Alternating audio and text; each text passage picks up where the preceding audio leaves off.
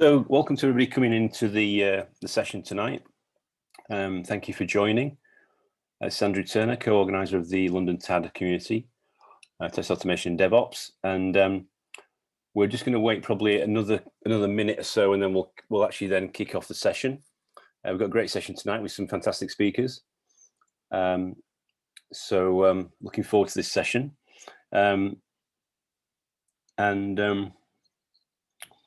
Maybe it'd be useful to actually put whereabouts are you joining from us in the world today? It'd be good to put on the chat if you could share where you're joining from, whether that's actually from London or from some other exotic location across the world.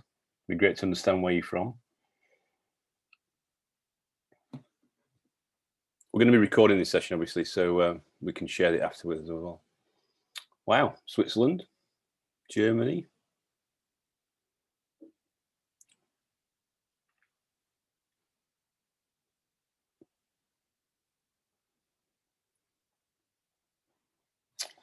Ah, yes, Vienna. We love Vienna. Oh, very exotic Glasgow. Thank you, Stephen.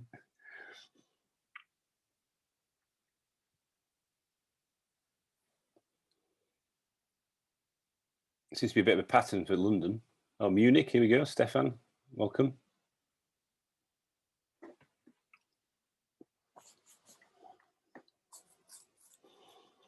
Oh, very nice. St Albans. For anybody that doesn't know that, that's just north of London.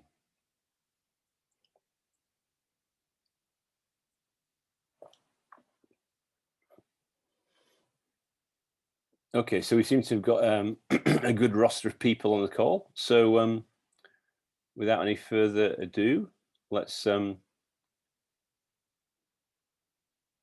continue into the session. So the agenda for today, so we'll just go through some webinar logistics, just explain a bit about the community that we run, and we've been running for a number of years, focused on this area. And then obviously the context of today is when we came up with the idea around this, you've probably seen the promotional stuff around this robot rat that we came up with, so robots, automation and testing. We just thought it was quite an interesting fusion of topics.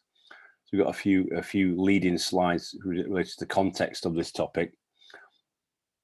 And then basically kicking into introducing our speakers, our esteemed speakers from various different parts of the world and lots of different experiences. I think we added up the other day, we've got probably over 100 years of testing experience in this panel, which is amazing. That's not saying they're all old, but experience, heritage. And then we'll jump into the actual session itself.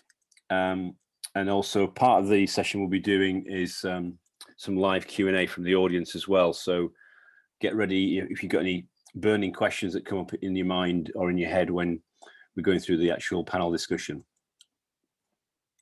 So in terms of, and then we'll just wrap it up and see what's next. So as we said, as you probably worked out, we're using Zoom.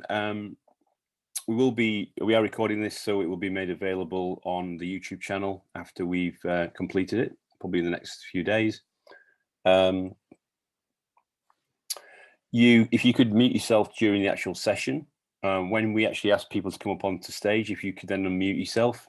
Also, if you could maybe, so basically switch your video off as well. But then if you switch your video and you mute and when you come up onto stage, if you're going to be asking a question. You probably noticed there's a chat button at the bottom of Zoom. I think we're all probably fairly proficient with Zoom given the last 12 months of activity. And obviously it's an interactive session, this, so don't be shy. If you've got something that comes up in your mind, please post it in the chat and we'll try and pick it up as well as part of the session. So this original group was founded by my good friend Shashi Jagtap, who now works for a tech titan that is a very interesting organization. And he, me and him, Shashi and myself met him a number of years ago, and I was helping him behind the curtain to get together speakers and locations, stuff like that. And then, given his role of joining this large organization, he's had to kind of be less visible So he asked me to come on to a bit like the Wizard of Oz, come at the beginning of the front of the stage. So we ran 4 events last year online, and we used to do physical events in and around London, 3 or 4 a year. And obviously, going forward from here, hopefully with the lockdown planning to kind of ease by this half year, then we could see that the second half of the year we might be doing more of a hybrid format, where we have maybe online events and physical events, or some kind of hybrid format. We're looking at that.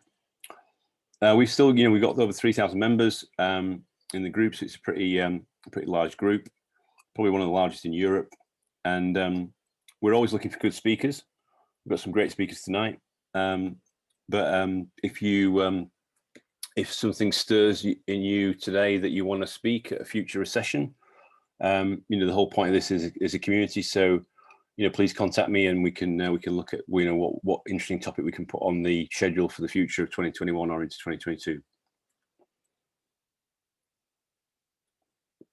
So when people talk about robots, I suppose it creates some kind of images. So I thought I'd just do a bit of a segue on this. Obviously, this is from a quite famous film. You've probably all seen it. What does that really mean? What's the context of it? Is it good? Is it not so good? But also, there was an article that I came across in a bit of the prep work for this event today, where something actually put on the BBC website last February, before the whole lockdown COVID thing kicked in. Actually, our new work colleague could be a robot. I don't know whether this image is supposed to be saying that that's what's happening in Amazon already. It kind of implies that some kind of logistics or supply chain company, something like Amazon, using robots. But obviously, there is a lot of robots in those kind of operations already. But what could that look like in the future? But anybody who has been on YouTube, and probably quite most of us will have been on YouTube, you probably hopefully have seen this video, and they continue to put more and more videos out there, by Boston Dynamics. It's amazing what these robots can do now, dancing to very famous popular tunes. So if you haven't seen it, it's a recommendation. It's a search for Boston Dynamics. I think there's some Dirty Dancing ones, and various other ones that's out there. But I suppose the context, the kind of final point I was going to make here was that this is a phrase that we used to use at Tesco. When I was at Tesco, was the phrase "tools to do the job." So, to my mind, is the robots and the kind of use of machines, is that really here to help humans, spend more value at a time on things that humans are better at? And I suppose that's kind of part of the debate we're going to jump into tonight. So, without further ado, what I'd like to do now is kick into introducing our celebrity guests. So, Ragavan, are you there? Yeah, I'm here. Welcome. So, could you explain could you introduce yourself to the community and to the session tonight? So hello everyone. My name is Ragavan Ambiganandan, and I've been in this test automation space for around 19 years now. I know I look young, but you are young. But my primary role, I work in Expedia. My primary role is to look after and drive the organization towards the quality goals, and also build test automation infrastructure. Yeah, I'm happy to join this panel, and thanks for inviting. Thank you, Ragavan. Great stuff. Thank you for coming. So, Ragavan, and then Mr. Watson. Steve, are you there? Hi, everyone. Yeah, thanks, Andrew. Thanks for inviting us to this. I have been in testing for about 30 odd years, and no, I know I don't look young, so I'll give that one to Ragavan. Currently, I'm head of quality engineering at Octopus Investments. So basically, I'm responsible for our testing strategy, how we do testing, whether it be manual, automation, security testing, performance, whatever it is, that's my remit. And we're quite interested in how robots are going to change things for us. So I'm looking forward to the discussion this evening. Fantastic. I was going to say, what Octopus Investments, obviously, probably people have heard of Octopus Energy. What does Octopus Investments do? Well, we're part of the same group, but as it says, we offer investment products. Okay. So you're not a bank, but you're like an investment division. Yeah, investment yeah, we're in financial services, but not a bank. Quite okay. That's correct. Okay, interesting. Very good. Welcome, Steve. Mr. Lewis, Matt, are you there? Yeah, hi there, everyone. Matt Lewis, I am currently the service lead and head of QA for Vodafone Business IT. It's obviously a part of a large multinational corporation where we've got a lot of legacy-based procedures and products that we are trying to turn from historically telco company into more of a techco company. So we are in the transition period between the waterfall legacy world into an agile and automation world, and hence this topic fits quite nicely into our day-to-day workings. So you just said that that Vodafone's now going to be going to move from what, a telco to be a what? Sorry, techco. You said. Yeah.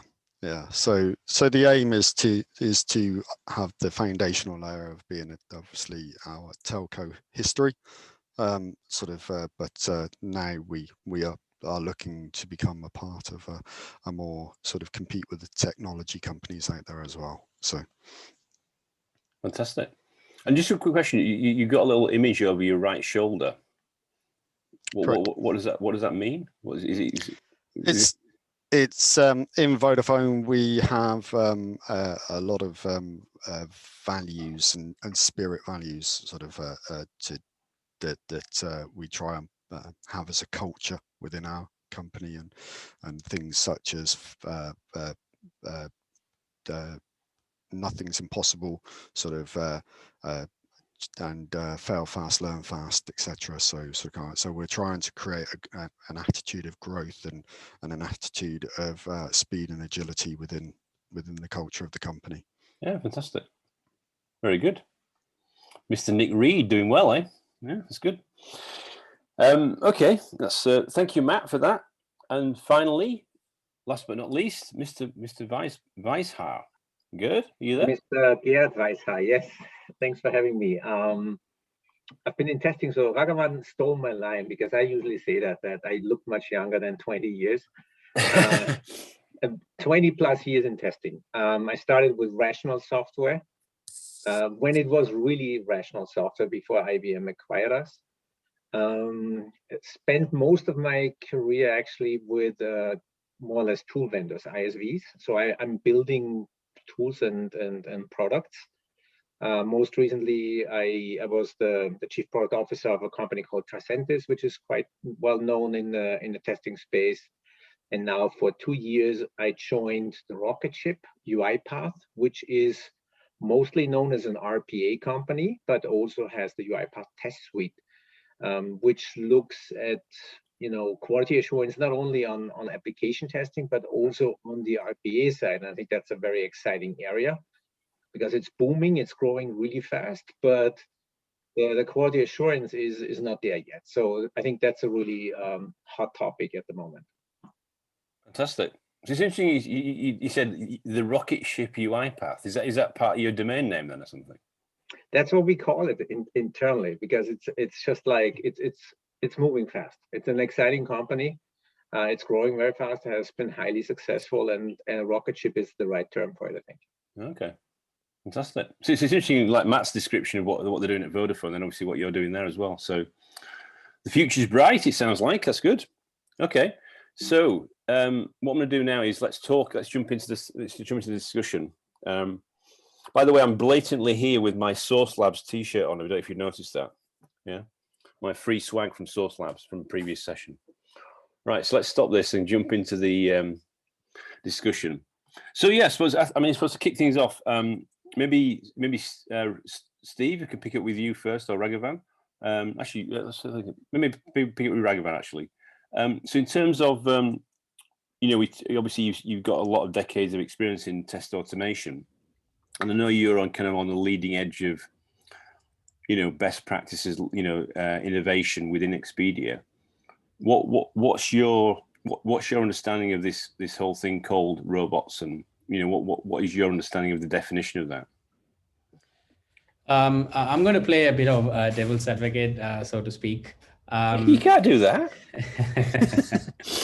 So I think in the non-software industry, say Amazon and other places where the robots are more in demand because they can work much faster than human being in terms of physical work, and a bit of automated in warehouses and things like that.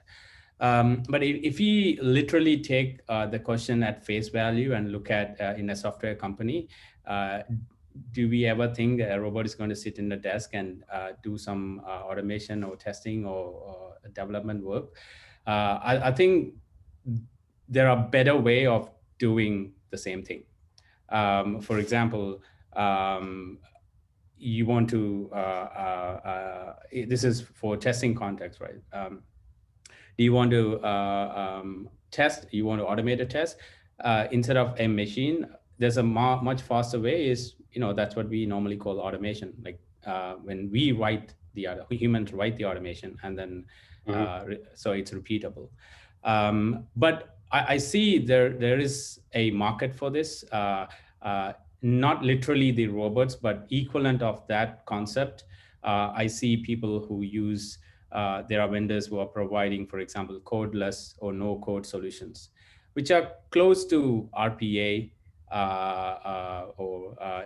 where you record, so that when new teams or new companies are forming and they can't find skilled resources, then they can go and say, okay, record it. It's a no code or less code or codeless platform.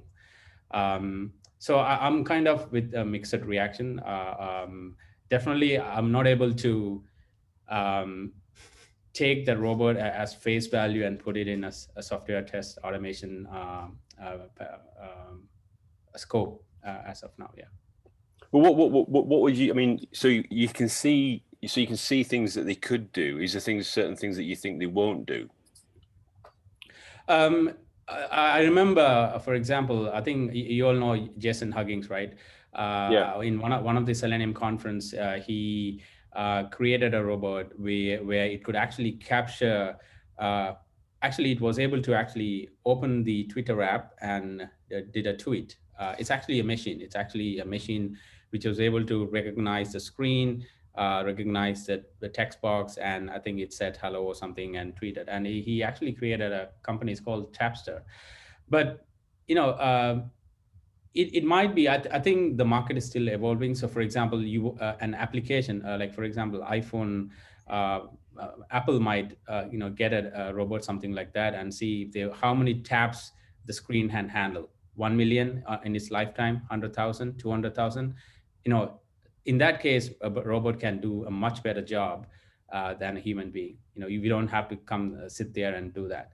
So there are certain markets that this will be really good. But in the use case I mentioned is actually not software, or you can say hybrid, both hardware and software. So yeah, definitely, I won't completely rule out, but pure software test automation, yeah, we have to. I don't think it's even starting to evolve yet in the software side. Right. So it's but it has.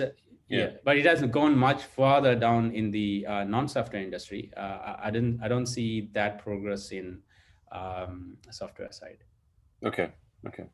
Steve, any thoughts from you on that? I know when we spoke originally about this topic, you were kind of saying, obviously you've got a big experience in testing, but it's that thing about how does that cross over into these new kind of areas, I suppose.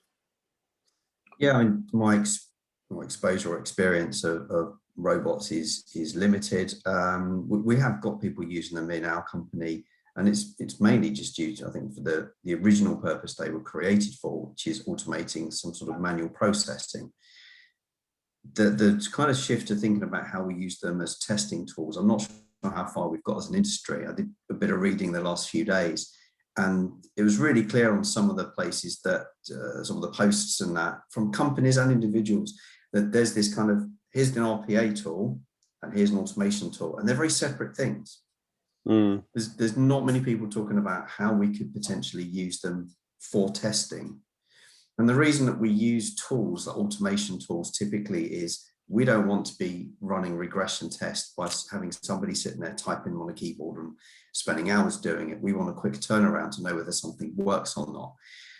If the robotics tools can replicate that in some way and give us, you know, here's what you expected to see, here's what you actually see, there's a problem, and highlight it, which is really what we're after, then maybe there is a role for using robotics tools instead of actually having to sit there and craft code to test other code, which is currently what we do. So I'm very open. You mean with writing the scripts, you mean, like the automation scripts? Yeah, it's always struck me as really odd that we've got these developers who are sitting and writing loads of code.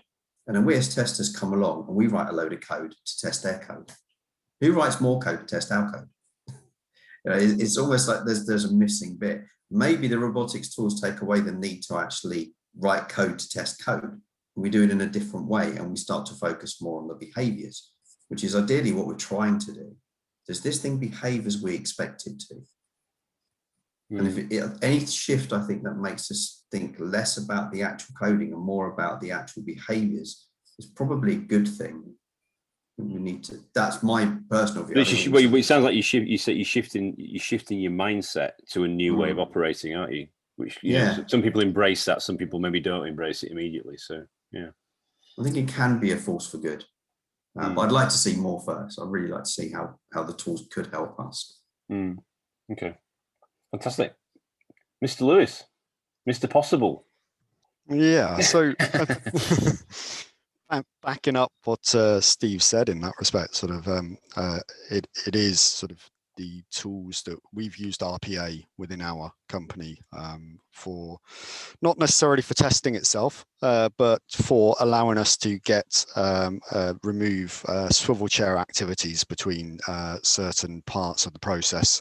So in other words, where we've got two legacy systems that haven't been bridged yet by an API set or some other connectivity, we've used RPA tools to then sort of do the processing between those two legacy systems so that we can carry on in doing the development on both streams and see that interactive behavior. So there's definitely some value to be added there. The confusion at the moment is, as Steve was saying, sort of yes, repetitive tasks. You can sort of put that through some form of automation. High volume tasks as well, sort of that are repetitive in nature. That they're just those are very well suited, we find, for this sort of technology or for any form of test automation technology. But we need to find that way as well of actually sort of the whole point about software is it's used by humans, so we can't lose that part of testing. It's the automation side is very good at checking things and very good at processing things, but it's not very good at the feeling side, as Steve said. So it's not very good at that. How do I engage with this as a user? Which is this kind of behavior dimension. Yeah. So without any shadow of a doubt, is something that we're going further on down. We have an automate first policy, and by that it means that whenever we take on a new project, whenever we take on a new piece of work, we look as our first point of call as to whether it should be automated and how it can be automated. We are driving more and more of our percentage of testing into an automated process, but that's not at the exclusion of exploratory testing and manual testing. That's in support of it. So okay, interesting. Yeah, so it's part of your mission to become that tech titan in the future. but it's Yeah, not, yeah. you don't remove all the humans. Yeah. It's a fine balance, isn't it? Sort of, we might be able to ship sort of code every hour, sort of to production, but if the users don't actually want it or don't get the value from it, then sort of we've shipped a lot of code for no value. Yeah. So we still need that human side of it because it's the humans that will be using it. Yeah, spot on. Okay, good. Yeah, I mean that's all good and valid points here. I would recommend to always keep an open mind. That's just my experience. There could be something valuable in any technology. And I told Andrew the story when, like 20 years ago, when I was in Rational, I had a customer who used Rational Robot to extract reports from an SAP system.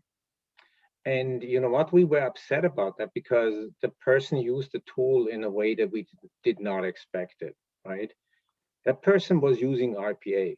I mean, that was 20 years ago, and we didn't even recognize it. It was right in front of us. We didn't see. I thought it was all new, this stuff. You know, you tell me it's 20 years old. No, but what I'm saying is that when we get stuck in our patterns, the way we do things, we sometimes tend to not look across the different areas. I think RPA has a huge potential to bring new aspects and new technologies into testing. That could be from technologies like task mining, process mining, because they are needed on the RPA side. You need to understand what are people doing? How can we learn about people's, how they are executing processes, right? So with task mining and the combination of AI and machine learning, I actually in the future, I foresee that certain automations will be built automatically by more or less monitoring and observing the user behavior. And I think to Matt's point, where the human user is the user, I fully agree. But more and more we will see that actually the robot will be the user and maybe not so much the human user anymore. And then the human user can focus on other activities that robots can't do. And I think that's the real potential there. For also in testing, we can focus on the activities that the robot will not be able to do. And let the robot automate whatever needs to be done. Anything that is manual tests at the moment should be automated and should be executed. And by the way, test automation is automation. I'm not even differentiating between robotic process automation and test automation because it is automation and it uses exactly the same technology. Okay, so I think there's a lot of potential in there. It's a matter of how we get this going. And the other thing is how organizations will be able to deal with it, because it's not the tools that are limited. It's very often the departments that don't talk to each other. I mean, what's the biggest problem in DevOps, for example, right? So I think there is a lot of potential in there, and I would just keep an open mind when looking at RPA technologies or automation technologies in general. Okay, that's great. Thank you, Gerd. And I agree. It's a funny scenario, that 20-year-old one. It's quite amazing. I mean, I suppose picking up on that point you made, Matt, around use of automation in Vodafone. Are you kind of getting to a point where you believe the gains on automation? Have you exhausted that, or is it still kind of a work in progress? Any thoughts on that? No, we're nowhere near it. So we are automating our regression capability, and we're getting quite mature at that. The next level of that is to make it faster. Because we might have it automated, but at the moment it's not the quickest. We also need to make it more robust. So there's huge amounts of gains to be had in our most mature area, which is regression automation. And then it's the progression side that we're kicking off as well. So new functionality. How can we test this via automation and never test it manually? So, and that's the big puzzle that we're trying to solve at the moment. We've got some prototype solutions in place at the moment, and it works on some systems and environments, and it's a new and exciting area. But I would say we're probably step 2 on the ladder of 10, and there's a long way to go. So you're not quite lights out yet. Oh, no, definitely not. So, and I'd imagine sort of most of us have been hearing about, because we've been in testing for a good couple of decades each, that we've been hearing about how Quick Test Pro was going to replace us back in the days in the early 2000s, and how Load Runner would solve all of the performance stuff, and how ALM, when it became ALM, would reduce the amount of testers that were out there, etc. So never mind things like JMeter and Postman and all of the sort of the Java side and the API side of it, sort of. So this isn't a new comment. I think the sales pitches run faster than the actual evidence that business can gain from it. So, but we are at the tipping point, I believe, where actually the value that we're bringing out of these technologies and the change in process that we're doing things as we're moving to this more DevOps delivery pipelines and Agile adoption within companies means that the technology is actually getting to a place where it's able to support without the sales pitch. Yeah, it's becoming more real. Yeah. Ragavan, any thoughts from you from your journey at Expedia? As he tries to find the mute button. Yeah, I think in terms of, if you ask, whether the value of automation is reducing or increasing, it depends on how you use it, right? If you use blindly, oh, I'm going to have so many automation, I'm going to automate everything, and you're going to be finding it difficult, and probably you're not going to get the return on investment. You don't need to be greedy, or you don't need to be like, I'm going to do everything, I'm going to automate everything, I'm going to find all the possible scenarios and I'm going to automate everything. No, you need to find the right balance and think down the line, in few months, in 6 months, will I be able to manage everything? Will I be able to look at everything that is failing or passing, right? So as long as you use the correct methodology and find the right balance of what you automate and how you automate and where you run, then the value it brings is going to be like enormous. Like, for example, we are trying to shift left now. We are trying to test as close as the code instead of moving to the right, because when you move to the right, you're going to it's very expensive when something fails, right? And especially in production, it's more expensive. So when you move to the left and you have enough tests that could, that you actually care about, then definitely it's going to bring a lot of value. And you have to be little bit passionate about as well. So you need to make sure that you are running and it is reliable, and it shouldn't be in a position where the team feels like, oh, I can't depend on it, then it's a failure. So you have to have that motivation, and you have to keep that motivation across teams, that have less but maintain it and make it reliable and make it dependable, and then everyone should actually believe it. Okay, when it fails, then I can't release it. So yeah, definitely we are seeing lots of value, and we are definitely investing a lot on that. Okay, so automation is still here to stay, but it's kind of still a work in progress, you're saying? It's still a work in progress, automation. Yes, definitely. But you're also going to be intelligent about how you make the decision about where you automate. I think that's what you're saying there. Yeah. Exactly, and also where you run as well. You want to run everything on, or you want to run for every pull request, and make sure when you merge your code, it's already production ready, right? So. Okay. Yes. Mr. Watson, what's going on in Octopus? With all those kind of arms, all those arms. Yeah, loads of arms on testing.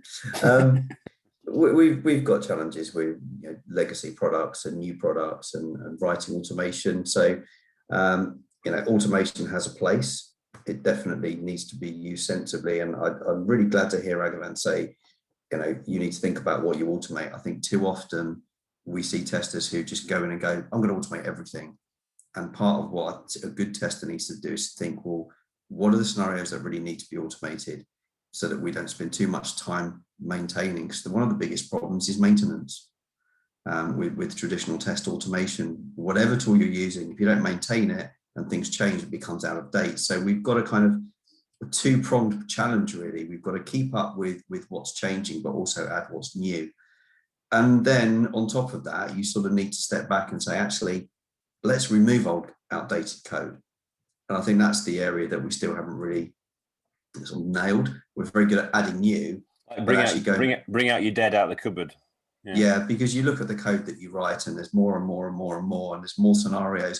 Well, are any of them finished anymore? And so there's work to be done, I think, and that's across all of industry. I think it's not just Octopus. I think generally we are so pushed to keep adding new stuff, we struggle to find the time to maintain it. So that that's our journey. If somebody goes off on holiday for a couple of weeks and there's no one else to pick it up, they've got to come back and play catch up. There's that meme, isn't there, that kind of like you continually kind of on that loop. You are. You're trying to free up time to automate, but you don't get, because you're so busy, you don't get time to automate. And it's difficult. And if you're starting something new, then you can kind of do the automate first, which kind of, Matt, you were saying earlier, paraphrasing you, but that's a great approach. I think if you're trying to kind of retrofit, it can be more difficult. But there's definitely still a role for automated testing for as long as we need to make sure we haven't broken something that previously worked. And this is the way that as an industry we've learned to do it. Could there be a better way? Yeah, maybe. Well, it's a great segue to our Austrian friend, Gerd. I mean, I suppose it raises the question, obviously, given what Matt and Steve and Ragavan just talked about, is about how do you, this kind of fusion of RPA and test automation. I suppose it's understand what are the kind of use cases that you've seen that have really moved the dial, that kind of taken that people to the next level. I know it's early stage, but obviously there are people that are embracing this. I don't know if you could talk about some of the use cases that you're seeing around that area. So, I mean, on the RPA side, we see a lot of use cases that actually help to avoid, tedious work that people would do every day, right? So that could be an onboarding process in HR, there could be something in finance.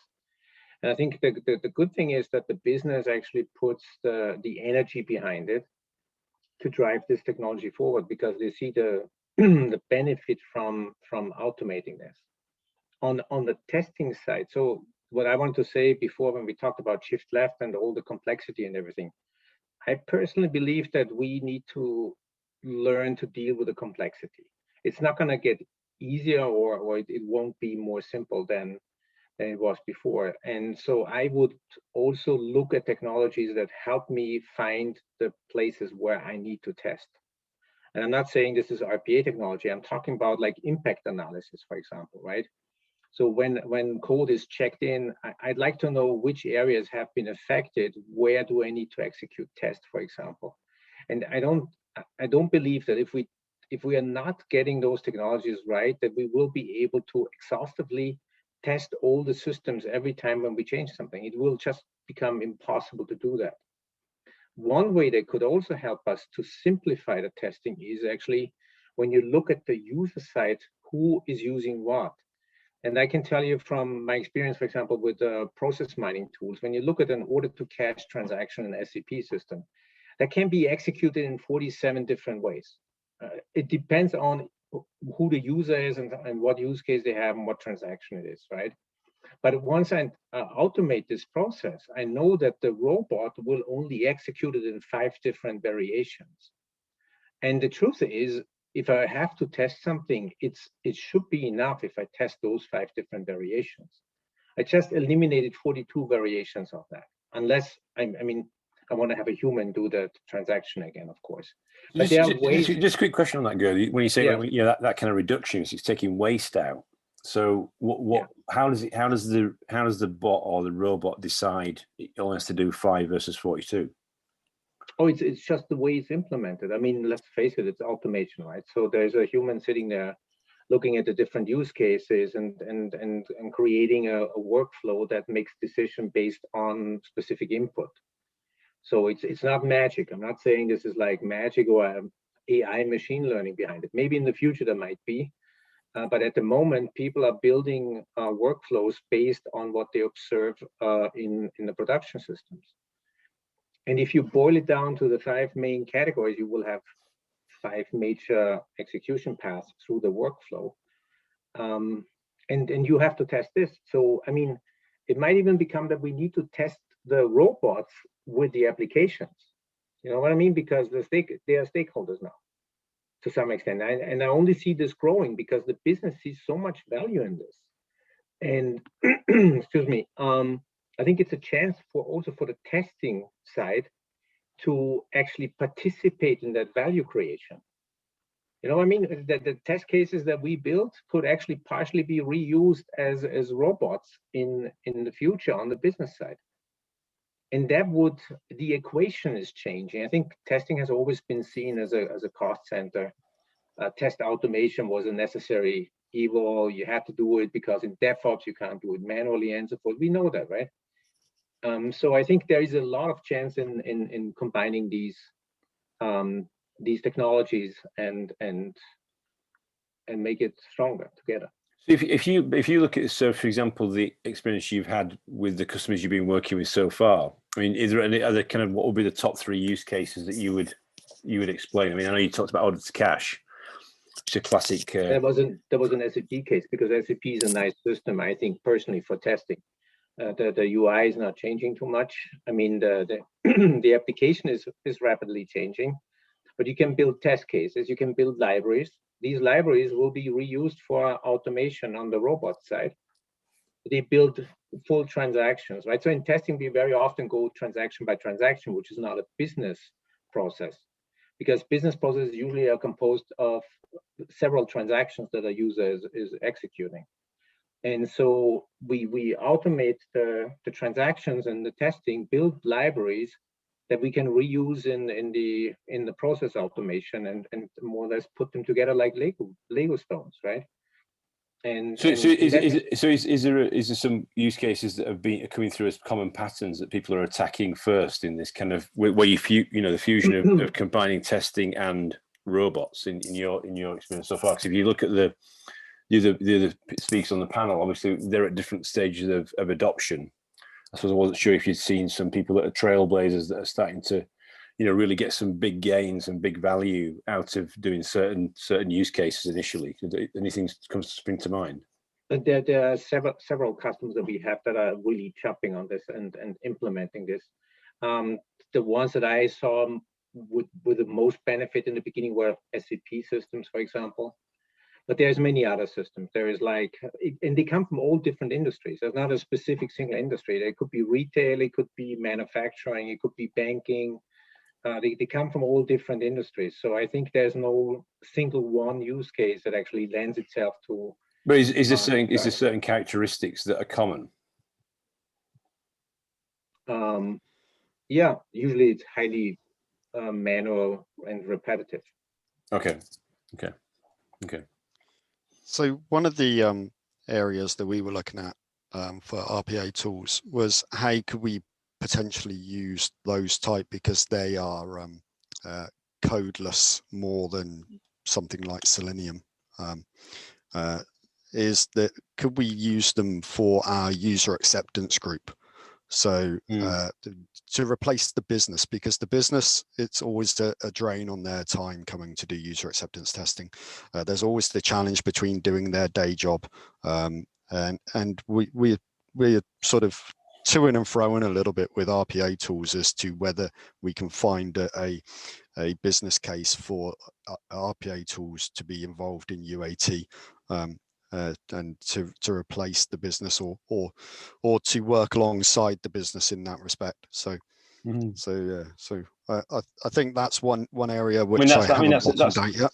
I mean, that's a big area, isn't it? I mean, I suppose it's the thing about sometimes you have to get the business involved because obviously otherwise they don't feel ownership. Yeah. I suppose you're kind of saying the robots become their proxy. Yeah, because they're the ones that would then be recording the automation process. So they've had control over it. It's their tests that are being run, rather than a set of system testers or integration testers tests that are being run. And then we could replay them as the delivery team on a as required basis, especially on things such as defect fixes. So we wouldn't have to go back out to the business user to retest the defects, because we've got their automation script sat there, and we could just replay it instead of actually reaching back out, dragging them away from their value, sort of, and asking them to do this task that they pretty much despise. So right.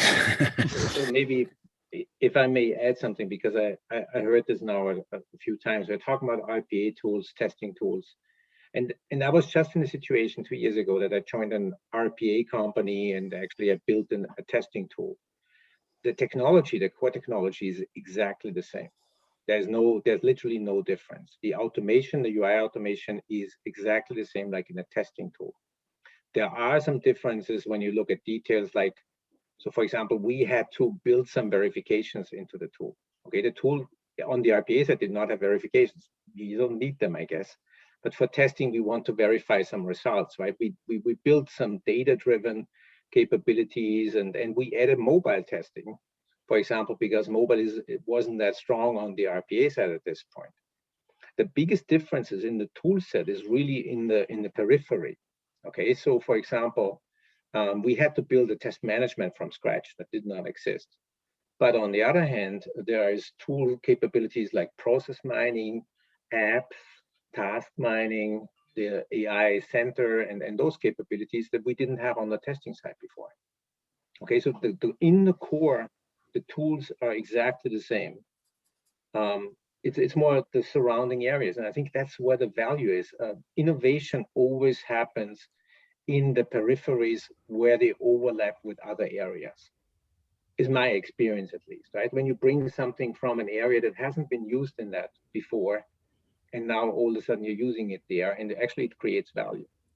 And that's what I'm hoping for. Sorry, I didn't want to. Yeah, no, and I think, Gerd, taking your point there, I think that process mining from production usage is a huge value add, because then as the testing and quality assurance teams, we can see how the tools are actually being used by our customers. It's a great feedback loop, isn't it? Yeah, and then we can see whether we've got any gaps within our own processes, with our own scripts. They're fully automated off the bat, so it becomes a sort of a real no-brainer if that can be actually achieved. So that process mining from production that auto generates some form of automated script that we can learn from and throw through our process and our delivery mechanism, then yeah, that's a very good idea. Well, yeah, that's a new hashtag automation heaven, isn't it?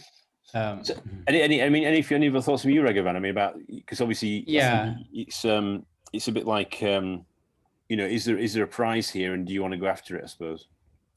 Definitely. I think I was about to talk about what Matt mentioned last. There are companies like Glassbox and similar companies who are used by retail companies to capture and replay customers' visits and how the customers use things. People, tools like that, I'm not sure why they are not doing it, but they are sitting on a gold mine of data. They can actually use that to, as Matt mentioned, generate cases. And then it becomes like you generate test cases based on certain user path that actual users are using, take that code, automatically put it as part of your CI/CD pipeline. Then it becomes like a self-learned pipeline. You never have to do anything. Like, it's going to go on forever. Like it should be able to automatically remove anything which is not used. So any new flows is going to come in automatically. And so I think in that case, when you mix that intelligence, like if someone is would like to invest, that'll be a good startup idea. But that if you look at that perspective, right, it's a great feedback cycle, and then it's fully automated. It's like entirely this whole testing cycle will be automated. So you can put your feet up and have a cup of coffee then. If I have my job, yes. Steve, any thoughts from you? I think these guys have pretty much covered it, to be honest. A couple of things I was going to say, and they've covered it for me. I'm just excited to see what the future is in terms of testing tools and where we can take them, because I think we've been pretty much stuck since the days of Rational Robot. I don't think the tools have really advanced very much in that. What do they do? You know, the capability of the tools. You still got to handcraft the code in order to make it work. And then suddenly something comes along like RPA and the whole AI piece, you know, the machine learning part of it. Can we utilize these tools to learn what the process flows are and then also tell us whether something is right or something is wrong? That could add huge value. And it may mean that some testers are displaced from roles they like doing. You know, there are testers who love writing code. And if that's what they want to do every day, there's nothing wrong with that. But it may mean instead of being a test or an SDET or test automation engineer, they may end up being a robotics person, or they may actually go and be a developer. I think the focus will shift. Yeah, I think that, that's a beautiful, you know, I love you, Steve, because that's a beautiful segue to the next question. Is, you know, obviously there's all this automation going on. There's all these bots flying around your organization. What does that mean to what the humans do? What does it mean to your organization? What does it mean to the roles in your organization? I don't know. Maybe Matt, do you want to kick that off just to explain? Have you seen any shift on that yet, or is there any kind of in your evolution to a new Voda? I think Steve's phrase of displacement is the right one. It's not going to be replacement. It's going to be displacement. So we're not going to see a reduction in headcount. We're going to see in sort of people doing different roles or different types of roles, or having to retrain slightly to have a different skill set.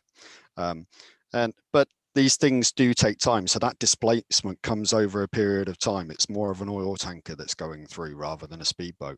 So there is that opportunity over the period of 6, 12, 18 months for people to pick up these new skills. We are finding that the manual testers that we had, who were purely manual testers, are now able to start using the tools and become the equivalent of Selenium testers and learning Python, etc. So we've got Python frameworks that we use. So they sort of have already upskilled to that level. As a part of that, we're finding that they're changing the way that they think about things as well. And I think one of the panel said earlier, that one of the big things is not just necessarily sort of the skills that come with it, it's the mindset that comes with it as well.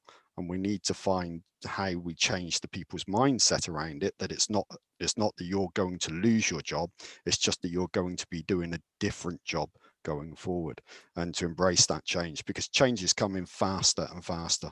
The simplest way of looking at it is the fact that we were very much a company that did quarterly releases if we managed to hit our releases. We now release a number of our lines of business on a fortnightly basis.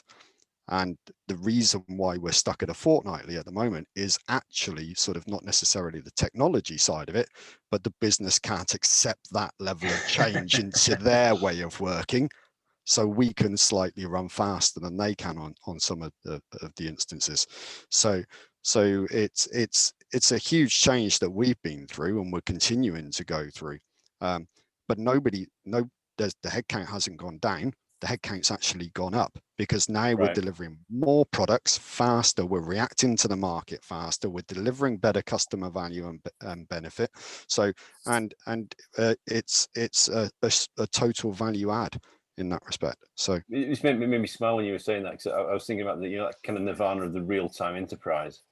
The real-time enterprise, people are going, no, it's too fast. It's too fast. We can't. Can you come back to us next week? we completely experience that sort of with a number of our business lines, in the fact that we want to ship code to them every 2 weeks, and they are not able to take it within their divisions more than monthly. So we've had to slow down our releases or release them into production in a dormant state and activate them when ready. So It's like when you get your management accounts for the month and you get your new software release. P&L balance sheet, new software code. Yeah. Are you seeing any stuff on that in Expedia, Ragavan? Are you seeing an impact yet on that stuff? You know, similar to what Matt talked about that kind of reskilling evolution of the organization. So I think a couple of years ago, I asked one of our distinguished engineer, like a VP level engineer, like, when we can release like every change going to production, and his question was, why do we want every change goes to production? Like, so I mean, we are moved far away from monolith to microservices, and there are applications that are going to production like every change, and there are applications that are like go to production on demand, even though they can go every release. But in terms of the intake and the speed of software engineering team, I think it is balanced, because I think it differs based on industry. Like ours is a retail industry, and there are lots of change, lots of A/B tests you can do, like thousands of different changes you can keep on. Probably, I think they are running at the same speed. That's what I would say. Right. But so from an organization point of view, from a roles point of view, I mean, I know there's obviously been some, obviously because the pandemic's been not exactly, you've not been kind of running at full speed as you were before, but do you convey with Matt that there's going to be an evolution of roles, and would you say that's going to happen as well in Expedia, or has been happening? Evolutionary role in the sense, well, that thing where, because if you start to automate all the different parts of the organization, it raises the question about what do the humans do and what do the machines do. I suppose I wasn't sure if maybe you've already done that kind of piece of work already. Yes, I can give you an example. We implemented a project where we store everything the automation artifacts. One of them is all the error messages. At one point, I looked at my Elasticsearch, and we had like 500,000 error messages. And immediately I thought, like, what can I do with this? And we built a machine learning model. We pre-classified all the errors that we possibly can into 4 different categories, like it's defect, it's automation, it's inventory, or it's an environment based on the error messages. And we built a machine learning model. And we deployed it in SageMaker. We had an API gateway. And so now any error message I send it to the API, it'll return saying one of the 4 categories. Now, this is an idea that we actually implemented and presented in last Selenium conference in Bangalore. But the next step, it wasn't a perfect solution, because for that to be reliable and 90%, 99% reliable, you need more and more data, and we didn't have like that much of data. What is the next step?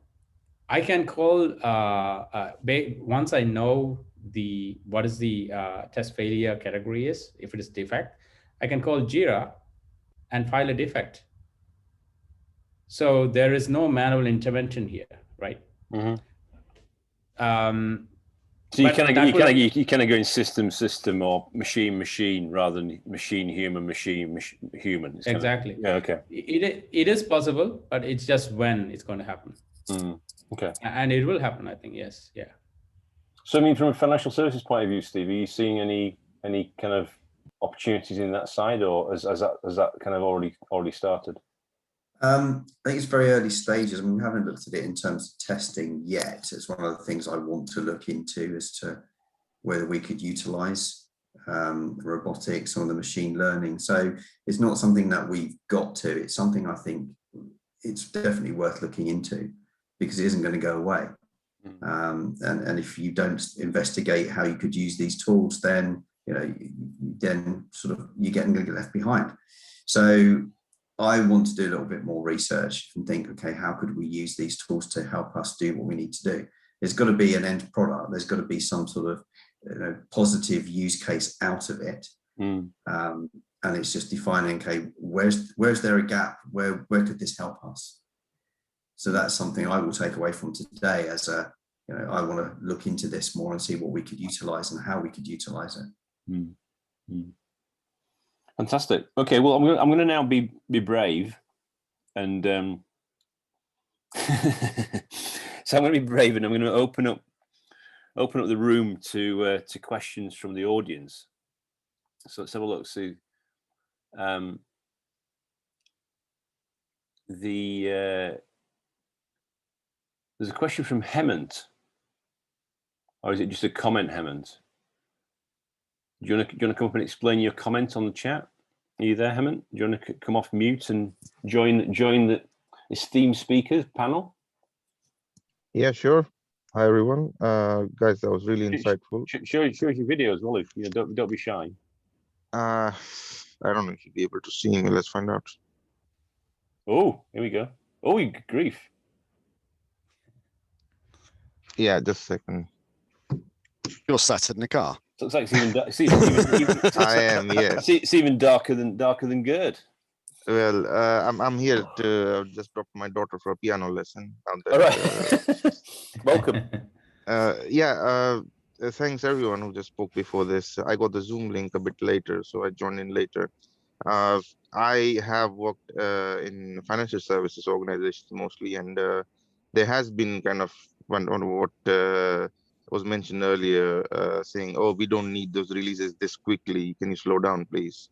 So there's also this other mindset about, oh, if you automate everything, what will the existing people do? And I've seen and read about suggestions about retraining the existing staff, etc. But it's not just like, let's teach them RPA, or let's just teach them Python, etc. How to address that gap in the mindset where someone's been doing an ops role for like 10+ years, and suddenly they are being asked, oh, can you come up with a new, I don't know, like a business process or a workflow, etc. So how to address that challenge? Because I've seen that many times. In the chat, you mentioned about toward generating new ideas and being creative. I mean, everybody's got a creative mind. It's just actually how you tap into it, I suppose, isn't it? I think, yeah, but one of the things that we've tried to instill is that every quarter each team has to come up with an innovation, and that innovation can be as small or as large as you like. It can be something like, we've decided that we're not going to do documentation this quarter, and see how that goes, and just run that experiment, see what we learn from it. There's no judgment on the result of the experiment that they run. The success is that they actually run an experiment, and every single team is targeted with that quarterly target, where once a quarter you have to try something new. Pick a pain point in your day-to-day working, and it all falls back on that hackathon sort of style of things that you hear from Agile terminology, sort of. So we've got one part of the business that's going on the hackathon route, sort of, which involves technical people doing technical stuff most of the time. But to even the ground out, we've also instilled within the teams sort of quarterly innovations. So, and that has started at the beginning. It was very much everybody sat there and went, we don't know what to do. We don't have any ideas. Can you tell us a list of them, please, Matt? And it's like, well, no, these are meant to be ground up solutions.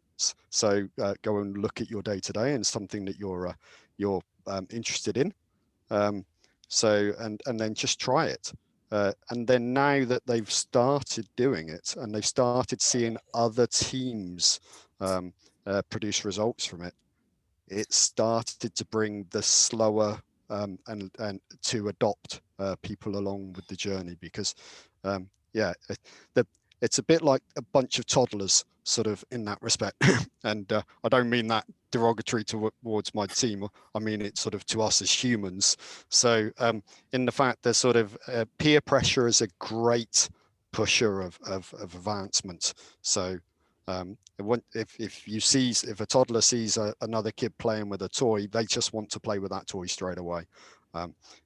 Whereas if you try as the parent to offer them the toy, it's no, I'm not interested. So that team encouragement, that peer pressure, sort of by offering it, we've seen great advancement on that.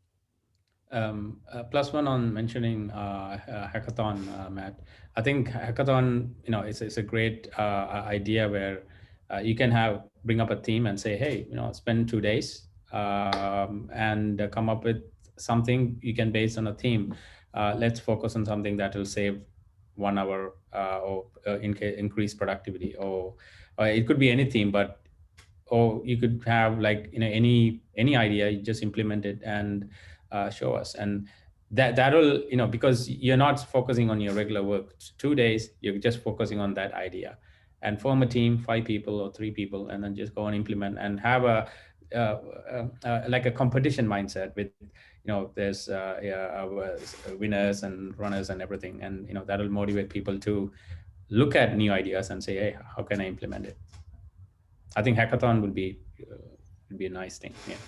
The one thing that I would like to add is I think we need to get better in moonshot ideas, in like big thinking, like complete game changers, right? We, like Steve said, since the rational robot, excuse me, my voice, not much happened, he thought, right? So there's a lot of incremental innovation going on, but it's not a game changer. It's like when you look at autonomous cars, right? So I think it happened over a long time. There you go. And be bold, exactly, yes. It happened over time, but Mr. Moonshot, Peter Diamandis, you see. Yes, perfect. But I mean, we're still thinking in increments, right? So we need to think 10x or big time changes. Autonomous RPA, I honestly believe it's going to happen. Okay, it's not going to happen in the next 12 months or so.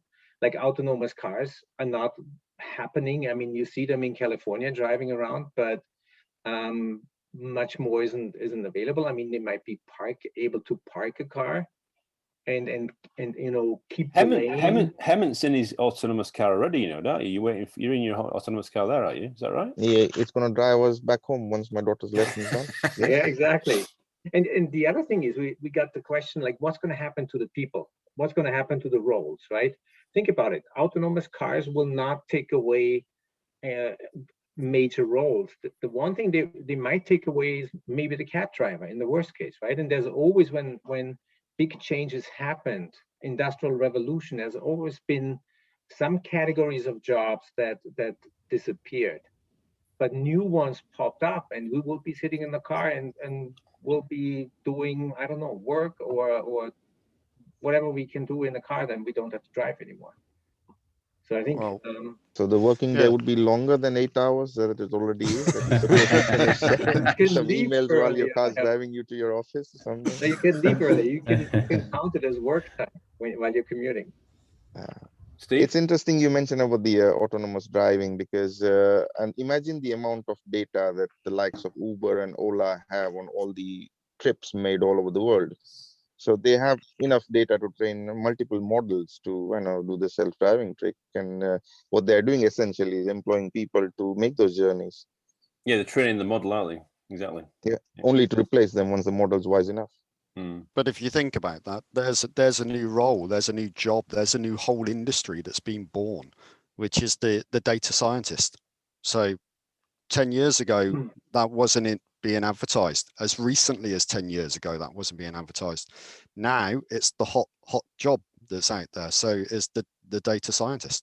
So I thought you're supposed to be call yourself a DevOps consultant. I suppose that was a hot thing to do. It's now been used. I think, Andrew, you're showing your age there. That's a few years behind. That was a joke, by the way. I ran an event about data science 2 weeks ago. Yeah, exactly. And I agree with you. It's like but they say the jobs that people who are in school now are going to do haven't even been invented yet. Exactly. You've got teenagers of like 14, 15 are going to leave school, and suddenly the jobs that they're going to do, it's like, you can't really say what you want to be, because half the jobs won't exist. There'll be something new. And I think, Hemant, this is a really great question around sort of the mindset, because unless you've got that growth mindset, you'll be stuck wherever you are. Now, you might want to be a tester throughout your whole career, but how you do the job will always evolve and change. And you've got to be prepared to embrace new tools. If you don't, you'll be left behind. And I've seen some good testers who are like, I'm not interested in coding. I just want to do the manual stuff. And I get that, because coding isn't necessarily the testing, it's the thinking they want to do. But the way to think about it is not, I want to stay doing what I do. It's, how can I use the skills that I have and the stuff that I enjoy doing, the analytical thinking side, differently?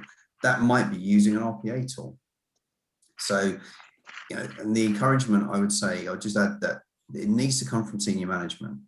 So all of these things like hackathons are great, but unless you've got senior management kind of saying, yeah, we're going to do this, and actually, do you know what? We're going to throw in the pizzas and the beers, and we're going to make it a competition, we're going to make it fun, and we're going to push, that works. What it's top down and bottom up, because I think, you know, Yeah. you don't always want to look up for permission. Otherwise it stifles things. You got to look. You got to create stuff from the ground, grassroots as well. I mean, it's like a combination of bottom up and top down. You have to have both, because if you've got people who are pushing, who are being told, no, you can't do it, that will stifle it. So you have to have both. But without the, you know, the support of the senior management, then a lot of things won't happen. So bye, Hemant. He's gone. He's gone. He disappeared. Thanks for your question. Great question. So we had another question actually just come up on the thing. Satish, it's a very functional technical question. I don't know if you were asking. Oh, here we go. Hello, Satish. Where are you joining us from? Whereabouts are you? You're on mute, by the way.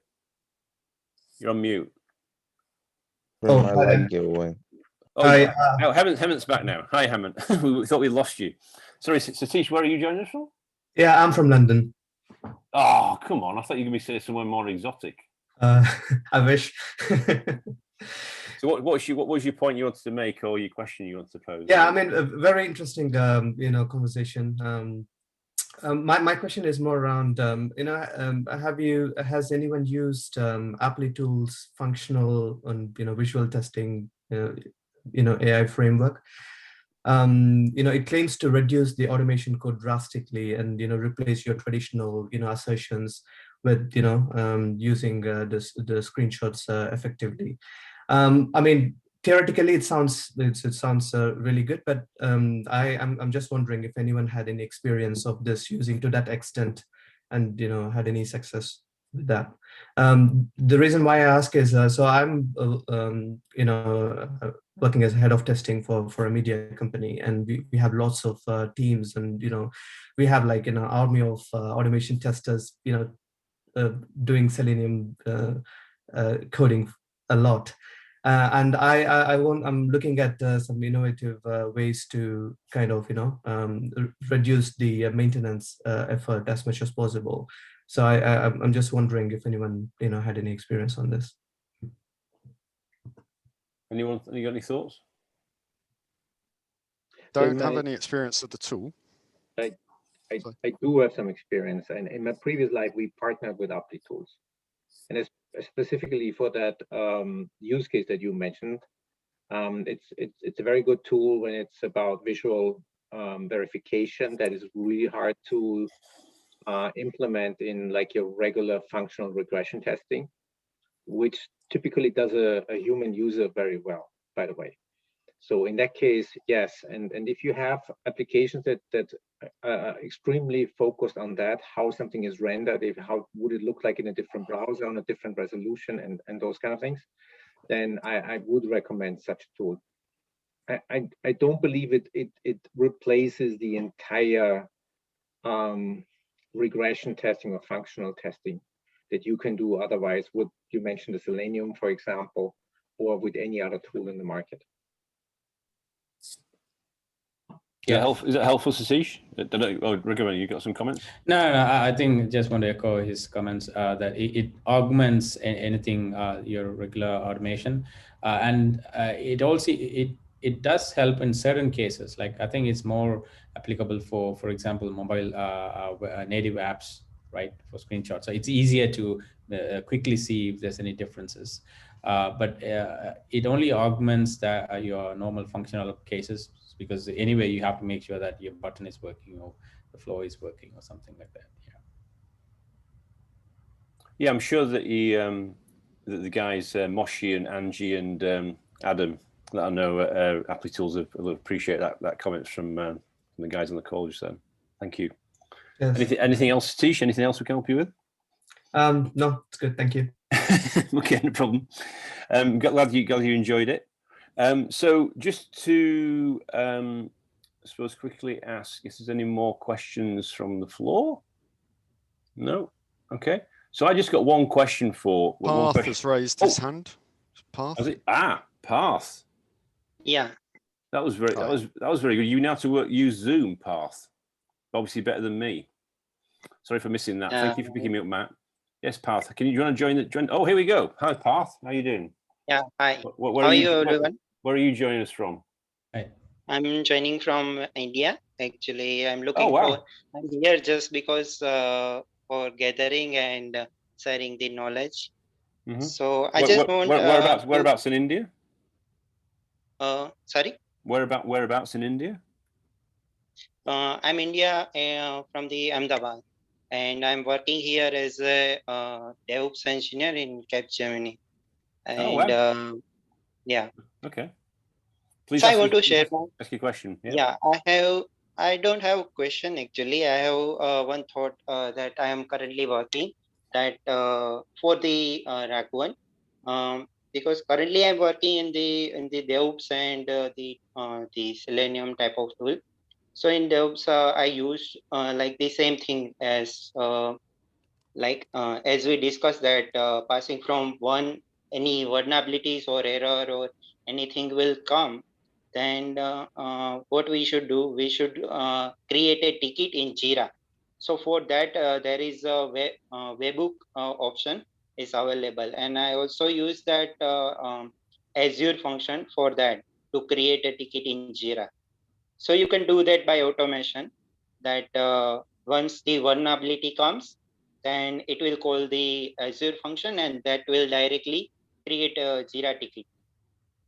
With the different types, the bugs or the license issue or anything like security error. So that way you can do that. Nice. Does it check for duplicacy? Like for example, I consider that as a big moonshot because we don't want to create. For example, in your CI/CD pipeline, you're running it 15 times a day. And one test started failing and it's categorized as defect. Yes, it's categorized as defect and now it's running again in 15 minutes. You don't want to create another defect for the same purpose. Does it look for like similar things and does it have the intelligence to say, oh, it's already created or something like that? The Azure function you mentioned. Yeah. Also look for the webhook. This webhook is available for like getting the it will give you the JSON format.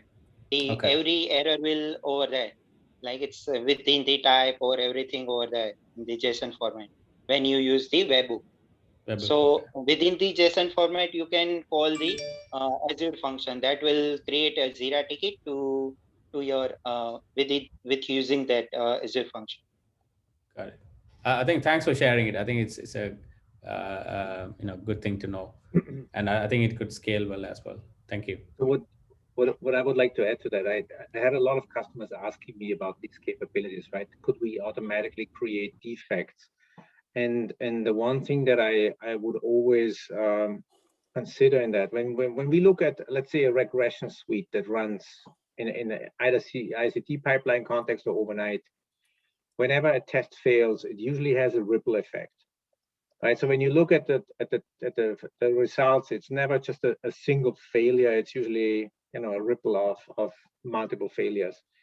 What I would try to avoid is to create defects that are not defects, because with that you probably irritate and aggravate the engineering organization.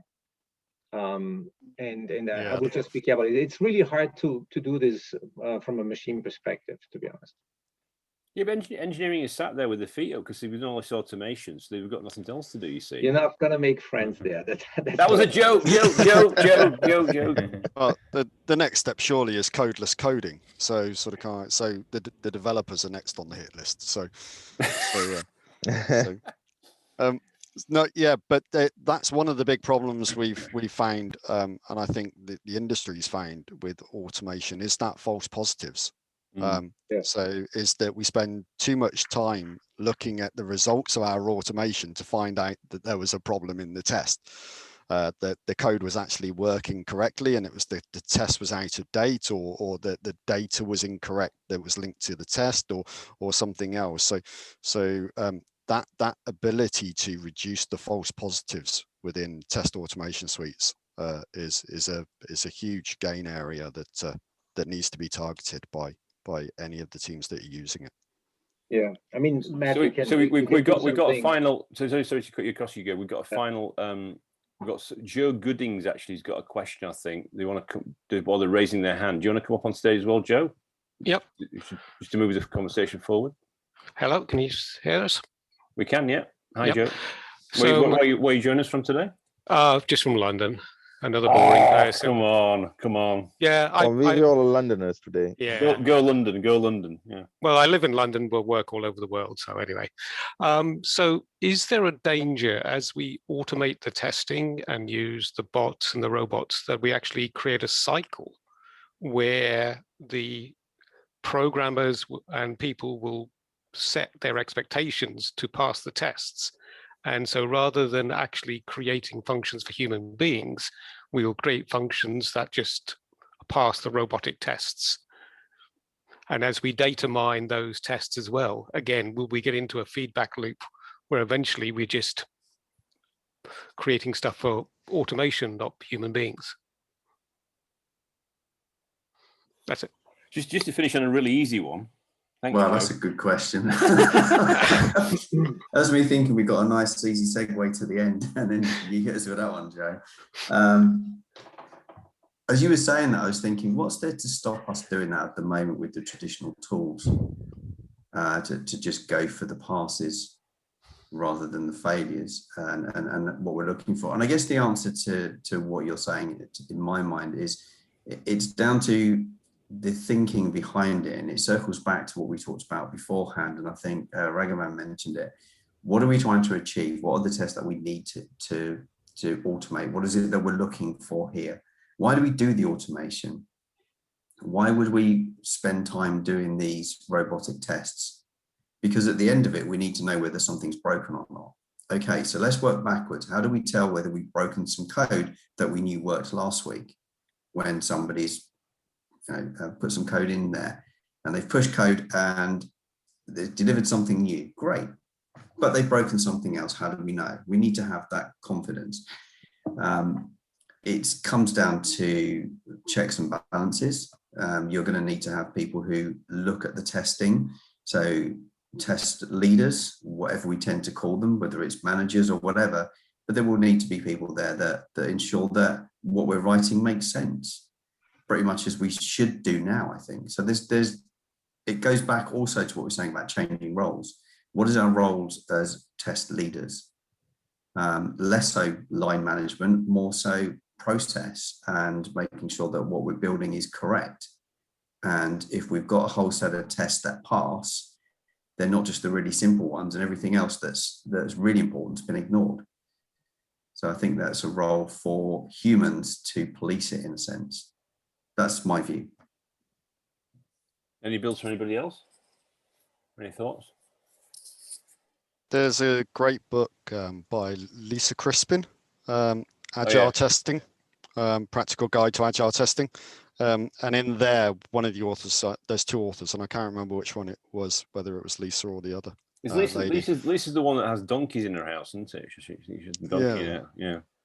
So, and in there, their introduction to themselves as a part of the book is that they joined a test-driven development team where there were something like 9 developers or something, that they were all doing TDD. They were all sort of automating everything within the pipeline, and she joined, and pretty much her introduction to the lead developer was, I'm not sure what you're going to do here because we're doing all the testing. And then from that point forward, she started to show them that they were doing all the checking and she taught them what the mindset took to do the testing and where the value was, and actually how the customer uses it, and the customer uses it in ways that the developer hasn't intended, etc. So yes, we need to be careful that we're not creating a suite of automated checks and thinking that that is testing complete. And that's where the professional testers sort of have to sort of show their value add to companies going forward. Fantastic. Any final words for anybody else, Gerd or Ragavan? Or are you in relation to this point by Joe? Yeah, I totally agree with that. Everything takes time to mature, and definitely, it's a right question from Joe, and definitely there will be human involvement to make sure that, okay, whatever is being generated, for example, it actually, does it make sense? Does it reflect all the user path? Because artificial intelligence or black box is machine learning is most of the time is black box. You don't know what is happening inside. So definitely there should be manual intervention, and yes. So I think that quality should concern everyone in the software creation process. That should not be just a tester, developer, whoever. I think the quality has to be built in from the beginning. And we're discussing details about tools that can help us and support us. But if we want to have quality software, it has to be done from the beginning. And there might be some tools, and maybe in 10 years from now, when we have the same conversation, there might be some AI-supported RPA tools that do testing from UiPath, or you name it, right? It might happen. But I think it's going to still be the same. Software has to be designed with quality in mind. Otherwise, we will not have quality in the software. That's a perfect segue to say, the classic Mark Andreessen quote, isn't it, really? Software's eating the world. So, Joe, is that a useful discussion on your question? Were you happy with that? Yes. I'm always interested in the ethical components of what we do, as well as just the technical components. Fantastic. Well, thanks for joining the panel. I think what we're going to do is now, because it's now 7 o'clock and we've been working these speakers very hard. Oh, Hemant's come back on. Hi, Hemant.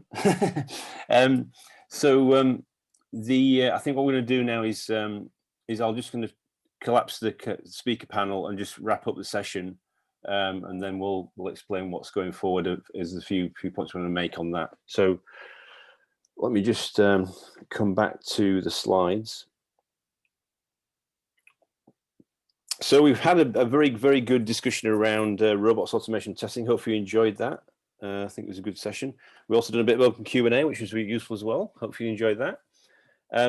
Speaker recommendations. We did talk about this, I think, before we did the session, and I don't know whether anybody has got some speaker recommendations for books or articles or kind of links that maybe we can share after the session. Anybody want to share that from the speaker panel?